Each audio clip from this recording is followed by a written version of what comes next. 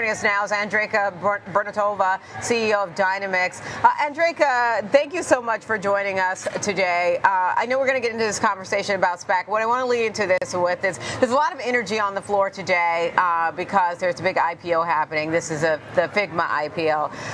It reminds me, the energy reminds me of, if we go back a few years ago, several years ago now, 2021, where you saw all these companies coming to public markets. And so you had a lot of them coming to markets by a SPAC, right? SPACs though have taken a reputational hit in recent years. When you think about them now, how do you think about positioning when it comes to doing the SPAC route as it relates to coming to public markets? Yes, thank you for having me this morning, Diane. We are very excited about our announcement to merge with the Ether machine last week. This is our second de-SPAC over the past 18 months.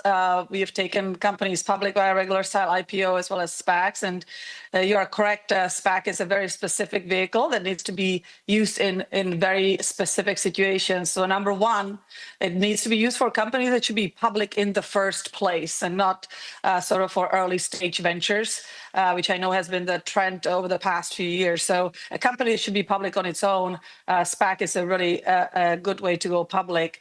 It allows companies to go public much more efficiently from a timing perspective as well.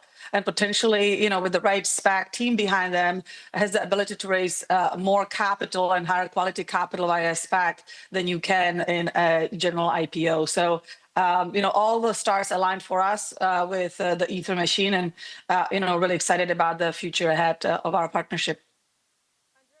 For those who aren't familiar with your company, also congratulations on the milestone.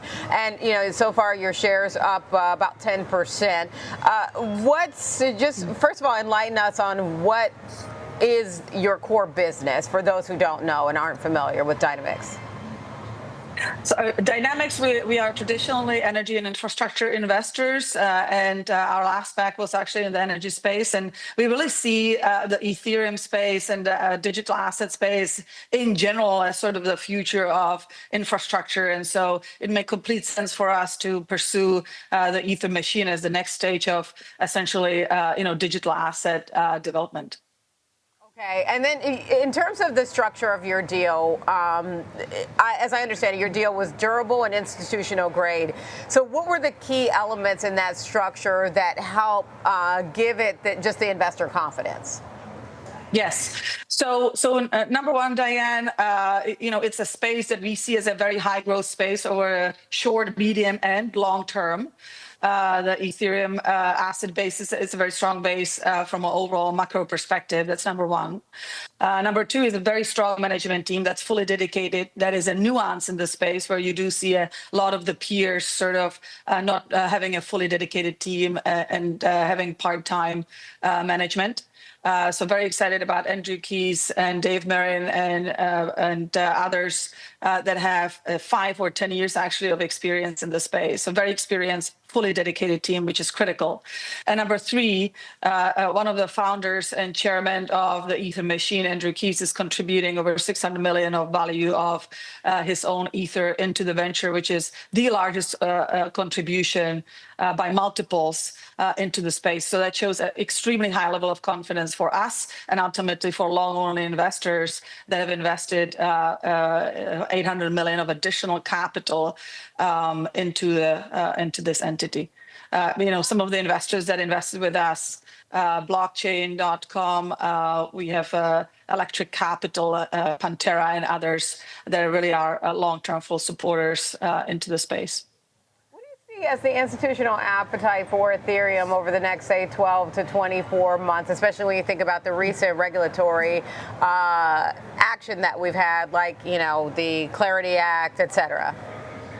I'm glad you mentioned that, Diane. That was a very important piece of decision-making for Dynamix to go forward with the transaction here. Obviously, the Genius Act is an extremely instrumental, piece of legislation for the space, and about 90% of high-quality assets and stablecoins are actually reside on Ethereum. So we do feel, very strongly about this legislation having a really strong impact for the Ether machine and Ethereum space in general. And number two, you are actually seeing institutional, essentially customer flow into the space with companies like BlackRock, JP Morgan, Deutsche Bank, Robinhood, and others really looking at Ethereum and stablecoin as, embracing essentially this new wave going forward, which is instrumental.